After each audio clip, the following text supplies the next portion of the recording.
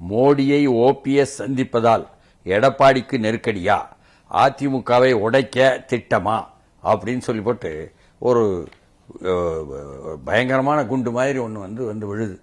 என்னன்னு சொன்னா, இன்று காலை மோடி வந்து திருச்சிக்கு வந்து இறங்குறாரா? ஆமா, அந்த விமான நிலையம் முனைய திறப்புழாவுக்காக வர்றாரு அப்படின்னு ஒரு காலைல 10:10 வந்து பழைய விமான நிலையத்தில் இறங்குறாரு. தனி விமானம் மூலமா வர்றாரு. சரி, வந்த உடனே நேரா வந்து அவர் பாரதிதாசன் பல்கலைக்கழக பட்டமளிப்பு விழாவுக்கு போயிடுறாரு. 38வது பட்டமளிப்பு விழாங்கிறாங்க. ஆமா, 10:30 மணிக்கு அந்த நிகழ்வு ஆரம்பிச்சு 11:45 முடியுமா?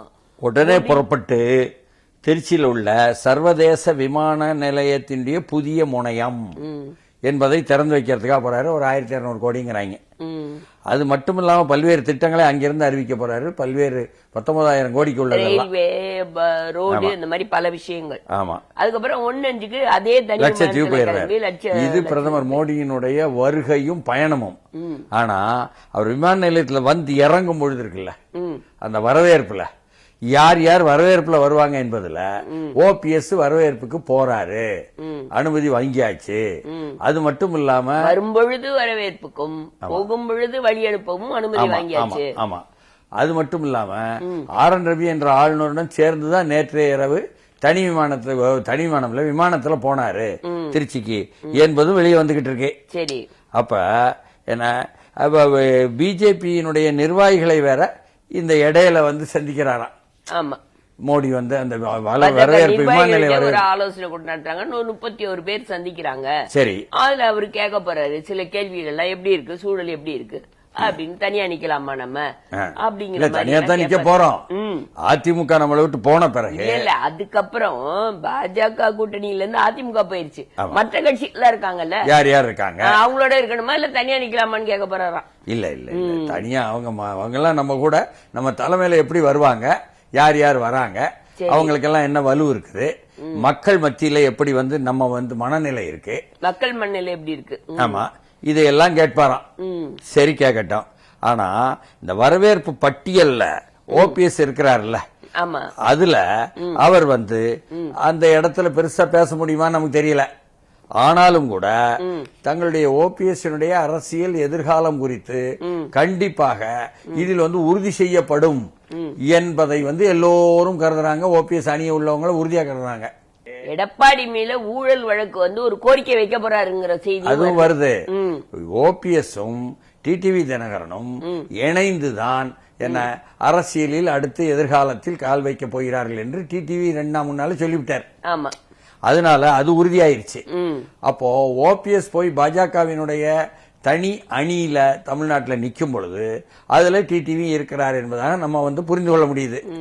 என்று சொன்னால் நீங்க சொன்ன மாதிரி எடப்பாடி மீது ஊழல் வழக்குகள் என்பதை வந்து துரிதப்படுத்தி அவர் மீது நடவடிக்கை எடுப்பதற்காக ஏற்கனவே திகார் சிறைக்கு நான் வாயை திறந்தா சொல்லுவோம் போவாரு என்று சொன்னாரே ஓபிஎஸ், வாயை திறக்க போறாரு அப்படின்னு சொல்றாங்க. சரி, ஆனாலும் அங்க பேசுவதற்கு அவ்வளவு தூரம் நேரம் இருக்குமா அப்படிங்கிறது, அதையெல்லாம் சொல்ல முடியுமா, இல்ல எழுதி ஏதாவது கொடுக்க போறாரா, ஏதோ ஒரு வகையில் அவர் வந்து ஒரு மெசேஜ், ஒரு செய்தியை, என்ன குறிப்பை வந்து கொடுக்க பிரதமர் மோடிக்கு புரிய வைக்க போறாரு. சரி, அது என்னன்னு கேட்டா, ஐயா உங்களுடைய அணியில் நாங்க வரும் பொழுது எங்களுக்கு பலம் சேர்க்கணும், எடப்பாடி அணி உடையணும் என்று சொன்னால் நீங்க வந்து எடப்பாடி மீதும் சரி அல்லது அங்கு வேறு சில மாஜிகள் மேலையும் சரி உள்ள நடவடிக்கைகள் அல்லது புகார்கள் அல்லது வழக்குகள் என்பதை துரிதப்படுத்துவதற்கு நீங்களும் அப்படியே உதவணும். அப்படின்னா மறைமுகமா உதவணும்னு அர்த்தம். அது நேரடியாக பாஜக எடப்பாடிக்கு எதிராக, மோடி எடப்பாடிக்கு எதிராக அறிவிப்புகள் அறிக்காவிட்டாலும் ஏற்கனவே உள்ள வழக்குகள் எல்லாம் திமுக அரசாங்கத்தினுடைய அந்த லஞ்ச ஊழல் தடுப்பு லஞ்ச ஒழிப்புத்துறை மூலமாக போடப்பட்டிருக்கு. அந்த வழக்குகளை துரிதப்படுத்துவதற்கு ஏற்கனவே தான் ஸ்டாலின் அவர்கள் 30ஆம் தேதி சந்திச்சார்ல.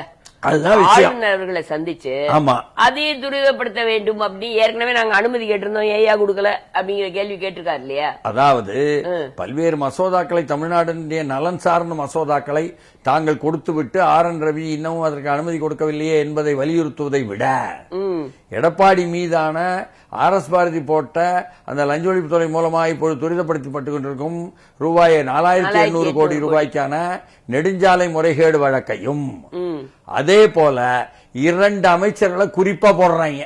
அதாவது அந்த கேசி வீரமணி, சரி, இவர் மேல் நாங்க அனுமதி கேட்டு 15 மாசம் ஆச்சு, இன்னும் கோப்பை கையில வச்சிருக்கீங்க. ஆஹா, அந்த வேலூரை சேர்ந்தவர் வன்னிய சமூக பின்னணி. ஆமா, அதே மாதிரி எம்.ஆர். விஜயபாஸ்கர் அவர் மீது நாங்க அனுமதி கேட்டு 7 மாசம் ஆச்சு, அதையும் கையில வச்சிருக்கீங்க. வெள்ளாள கவுண்டர் பின்னணி. அப்போ இந்த வேலுமணி தங்கமணி என்பதை விட்டுட்டு இது போன்ற அடுத்த கட்டமான அந்த அமைச்சர்கள் கேசி வீரமணியையும் என்ன உறக்க பேச எம்.ஆர். விஜயகுமாரையும் சொன்னாங்கன்னா என்ன அர்த்தம்னா இவங்க பலவீனமாக இருப்பதாக திமுக பக்கமோ ஓபிஎஸ் பக்கமோ நினைக்காங்க. ஓஹோ, அப்போ இவர்கள் மீது வழக்க துரிதப்படுத்திட்டா அவங்கள இங்க வெளியே எடுத்துடலாம். அப்ப இதன் மூலமாக மேலும் அவருக்கு உடைப்பை ஏற்படுத்தலாம். எடப்பாடிக்கு வரக்கூடிய வாக்குகளை ஓபிஎஸ் தினகரன் சேர்ந்து நிற்பதன் மூலம் முக்குளத்தோர் பகுதியில் தென் மாவட்டங்களிலும் கிழக்கு மாவட்டங்களிலும் உடைப்பது ஒரு பக்கம் என்றால் என்ன ஓட்டு பிரியும். அதே மாதிரி மேற்கு மாவட்டத்தில் இருக்கக்கூடிய கரூரை ஒட்டி இருக்கக்கூடிய எம்.ஆர். விஜயபாஸ்கரோ அல்லது வேலூர் மாவட்டத்தை சேர்ந்த கேசி வீரமணியோ உடைப்பதன் மூலம் அங்கும் உடைக்கலாம் என்ற ஒரு எண்ணம் இருக்கும் போல இருக்கு. ஆக இப்ப ஓபிஎஸ் அணியை வந்து ஸ்ட்ரெங்தன் பண்றதுனால ஓட்டு பிரிஞ்சா அவர்களுக்கு லாபம்னு பாக்குறாங்க. அதாவது திமுகவுக்கும் அதிமுகவுக்கும் தான் மோதல் என்பது போல வெளியே காட்டப்படும். அதனால அதை எதிர்த்து பாஜக எதிர்த்து சொல்ல முடியாது. அதனால மோடி நேரடியாக செய்யாமல் இதை வந்து ஆளுநர் மூலம் அனுமதி ஆச்சுன்னு சொன்னாலே வேலை முடிஞ்சு போகும். இதை யார் கேட்டலிஸ்ட் என்று சொல்கிறார்களே கிரியாவுக்கி, தான் எந்த மாற்றத்திற்கும் உள்ளாகாமல் பிற பொருளை மாற்றத்திற்கு உள்ளாக்கக்கூடியது கிரியாவுக்கி, அந்த ரோல் அந்த பங்கை வந்து ஓபிஎஸ் அனுப்பி ஏற்படுத்துவார் போல் இருக்கு. சரி, அப்ப இந்த சந்திப்பு இவ்வளவு தூரம் இழுத்துட்டு போகும்னே பேசுறாங்களே.